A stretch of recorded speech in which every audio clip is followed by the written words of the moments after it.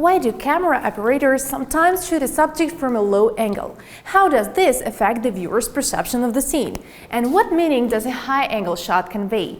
Come along and I'll tell you all about it.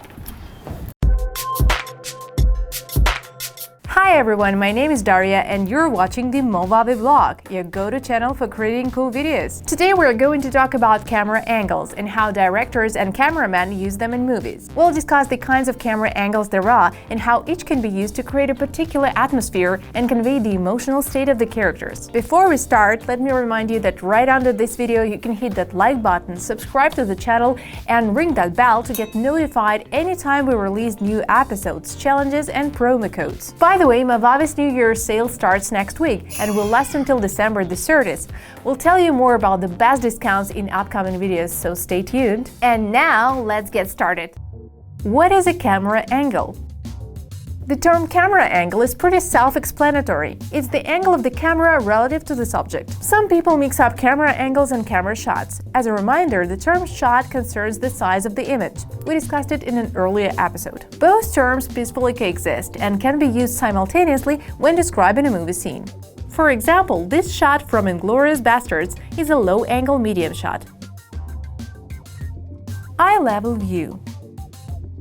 The most common camera angle is the eye-level view. This view is objective and emotionally neutral. The director isn't trying to affect your perception of the scene. In this dialogue from Star Wars, the characters are shot at eye level. By the way, does anyone remember which planet this dialogue takes place on? If you do, drop us a comment in the comment section. High-angle shot.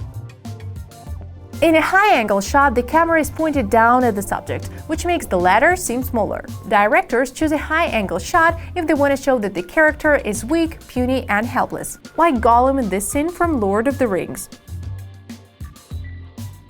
High-angle shots also work well if you want to create a tense atmosphere. In this scene from Harry Potter and the Deathly Hallows, our heroes have just survived an attack by a Death Eater, and very soon they'll be attacked again. They don't know it yet, but they feel uneasy and stressed, and the camera angle conveys these emotions to the viewer. In fact, a high-angle shot doesn't always carry an emotional weight. Sometimes the camera can be placed very high up, simply to show the locations in which the events in the movie will take place. In True Detective, there are lots of shots of Louisiana filmed from a bird's eye view. These shots set up the context for the whole series. Epic battles are also often shot from a high angle. This type of high-angle shot is also emotionally neutral. It's used to show the scale of the events, not to diminish the characters. Low-angle shot. Predictably, the low-angle shot is the antithesis of the high-angle shot. The camera is placed below the subject and is pointed upwards. The impressions conveyed to the viewer by this camera angle are also quite different. A character filmed from a low angle looks large and powerful. Sometimes the subject doesn't even need to act like he's powerful. The camera angle says it all. A low angle can be used to show that a weak character has become strong. In this scene from Joker, the main hero, who was previously being humiliated all the time, is now dancing. He became the Joker and gained power and self-confidence. The low angle emphasizes this transformation. Even pitiful Gollum, who we saw in a humiliating position just now, can become threatening if shown from a low angle. In the scene where he accuses Sam of stealing the remaining almond bread, Gollum is self-assured. He dominates his rival. For this reason, the director puts him slightly above the others and shoots him from a low angle, emphasizing his power. Finally, let's look at one scene from Grand Arena. A gang of bullies is bothering a young girl. Note that she is shot from a high angle, which highlights her physical weakness. Kowalski, played by Clint Eastwood, is driving by and decides to get involved. First, we see him at eye level. We don't know yet who wins this fight. But when Kowalski takes out first an imaginary and then a real gun, the boys become scared of him. To convey this emotion to the viewer and show that the initiative has shifted to the main hero, the camera operator uses a low-angle shot. Dutch angle.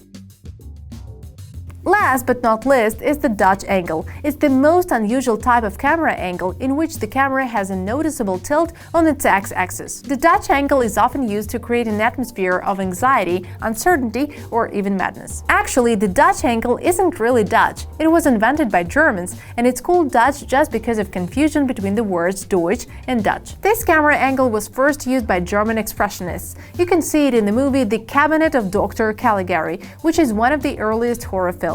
The Dutch angle was also used in old noir movies. A great example is The Third Man.